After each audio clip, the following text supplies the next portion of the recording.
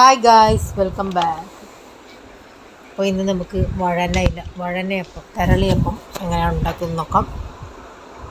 അപ്പോൾ തെരളിയപ്പം ഉണ്ടാക്കാൻ വഴനയില എടുത്തിട്ടുണ്ട്. നന്നായി കഴുകി തുടച്ചതിന് ശേഷം ഇതേപോലെ കുമ്പിള് കുത്തിയെടുക്കാം. ഇടയിലെ ഇതേ ഒരു പരുവത്തിൽ എല്ലാ ഇലയും അതേപോലെ തന്നെ കുമ്പിള് കുത്തിയെടുക്കാം. അപ്പോൾ അതവിടെ സെറ്റായിട്ടുണ്ട്. ഇനി അടുത്തതായി നമുക്കിത് മിക്സ് റെഡിയാക്കാൻ വേണ്ടി അരിപ്പൊടി എടുത്തിട്ടുണ്ട്. ഇതിലേക്ക് 2-3 ചെറുപഴം തൊലി കളഞ്ഞത് ചേർത്ത് കൊടുക്കാം.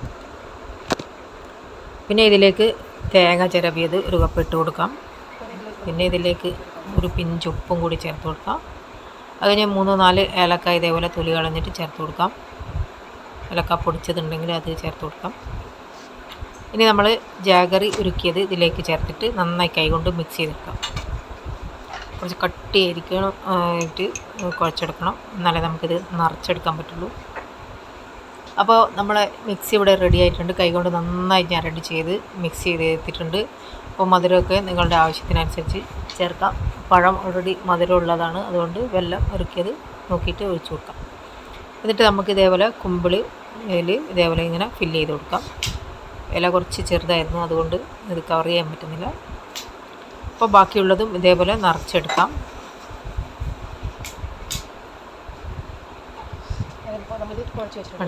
വളരെ ഈസിയാണ് ഉണ്ടാക്കിയെടുക്കാൻ. നല്ല അടിപൊളി ഫ്ലേവർ ആയിരിക്കും. ആദ്യമായിട്ടാണ് ഞാൻ ഉണ്ടാക്കുന്നത്, എല്ലാവർക്കും ഇഷ്ടപ്പെട്ടു. അപ്പോൾ നമ്മൾ ഇത് എല്ലാം നിറച്ച് എടുത്ത്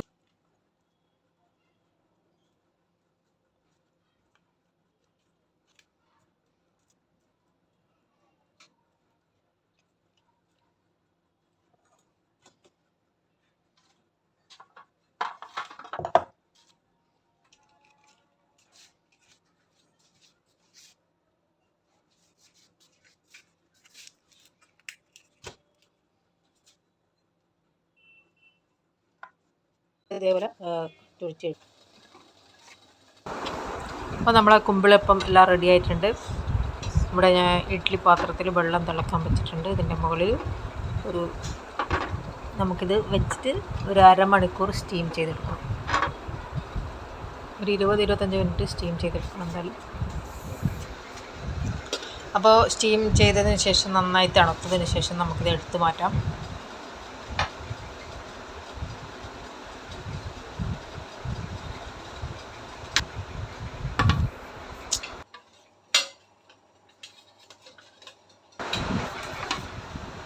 നമ്മൾ കുമ്പിളപ്പം റെഡി ആയിട്ടുണ്ട്. നമുക്ക് കട്ടൻ ചായയുടെ കൂടെ സെർവ് ചെയ്യാം. അപ്പോൾ ഇത് കണ്ടില്ലേ, എല്ലാ കുമ്പിളപ്പം റെഡി ആയിട്ടുണ്ട്. അപ്പോൾ നമുക്കിതൊന്ന് കഴിച്ച് നോക്കാം. കട്ടൻ ചായയുടെ കൂടെ സെർവ് ചെയ്യാണ്. വളരെ ഈസിയാണ് ഉണ്ടാക്കിയെടുക്കാൻ, അടിപൊളി ടേസ്റ്റുമാണ്. അപ്പോൾ ഇങ്ങനെ നിങ്ങളൊന്ന് ട്രൈ ചെയ്ത് നോക്കാം. അപ്പോൾ ഇതിപ്പോൾ കട്ടൻ ചായയുടെ കൂടെ കഴിച്ച് നോക്കട്ടെ. കണ്ടില്ലേ, നല്ല അടിപൊളി ടേസ്റ്റാണ്. അപ്പോൾ ഇത് നമുക്ക് കഴിച്ച് നോക്കാം. സൂപ്പർ ടേസ്റ്റായിരുന്നു. ഇതേപോലെ നിങ്ങളൊന്ന് ട്രൈ ചെയ്ത് നോക്കാം.